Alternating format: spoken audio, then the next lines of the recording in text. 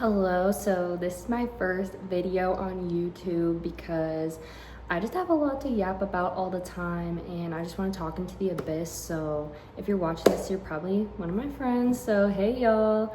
But this first one, I want to talk about bees. So this channel, I'm just gonna use to like talk about stuff that I never shut up about, that I don't want to annoy my friends with. Well, not annoy, but like I feel like sometimes I get really hooked onto something and I can't shut up about it and nobody cares. Not that they don't care, but like it's just like, girl, okay, like I just want to be able to talk and then watch it back for myself because I get random interests. And yeah, so let's get started talking about bees. Just a little interjection from editing, Lauren. Basically all I was trying to say is I just need an outlet for stuff that I'm interested in just to talk about. So I was watching a documentary about bees on Disney Plus. It's called, hold on, I forget. It's called Secrets of the Bees. It's a National Geographic one. It's only 2 episodes. I'm honestly not even done yet. I'm gonna like pause this video halfway through and watch the rest probably.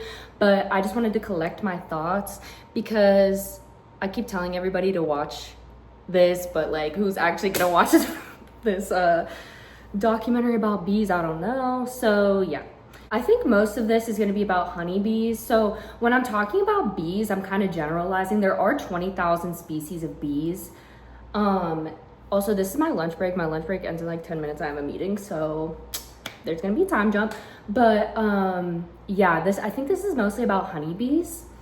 I love bees because they start out just a group of girls. Like, and you know I love girls.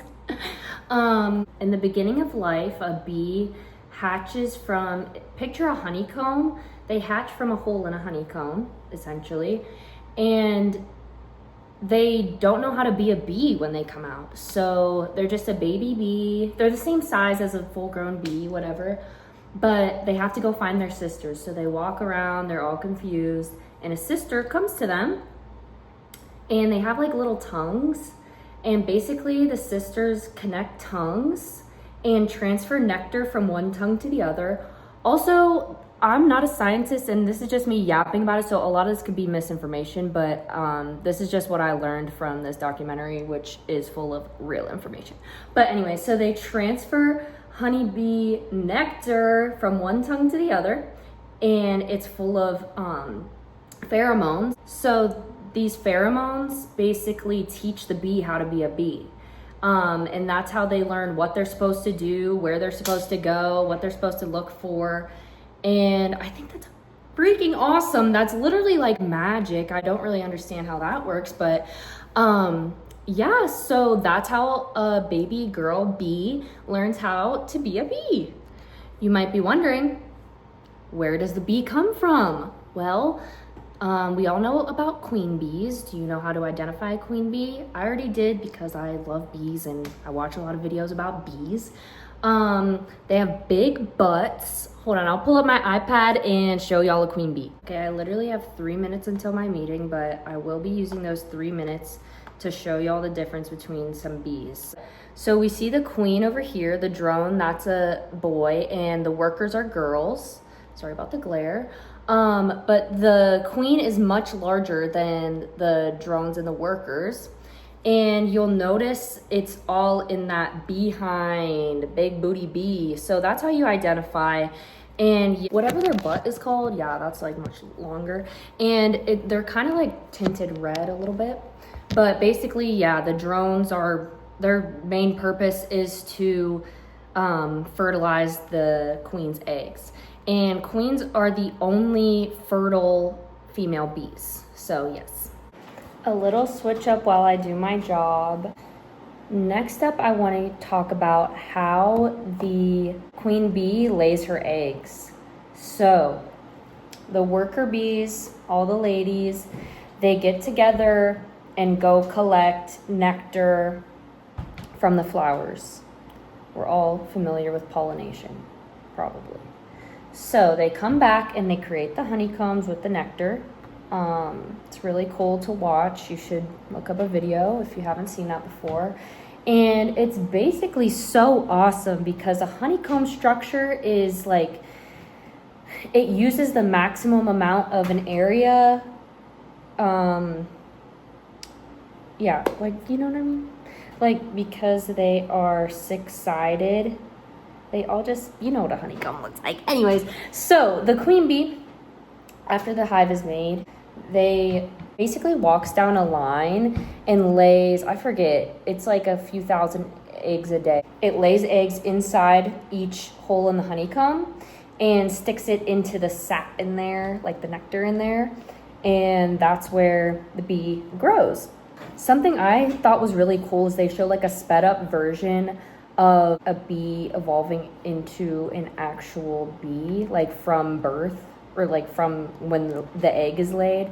It basically gets covered up, like the other bees cover up the holes, and then they like start transforming. They're clear, and then they like blossom into a full-size bee, a clear bee. It's like crazy to look at.